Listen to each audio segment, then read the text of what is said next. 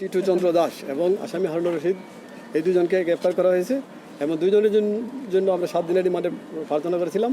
বিজ্ঞ আদালত দুইজনকেই 5 দিনের রিমান্ড মঞ্জুর করেছেন। আসামিপক্ষের কোনো আইনজীবী ছিল না, আর যেহেতু মামলাটা তদন্তাধীন তাই এর বেশি বলা যাবে না। আমরা ওয়ার্ডার শিট এখনো পাই নাই। গ্রেপ্তার করা হয়েছে দুইজন কনস্টেবল টিটু চন্দ্র দাস আর কনস্টেবল হারুনুর রশিদ, দুজনকে।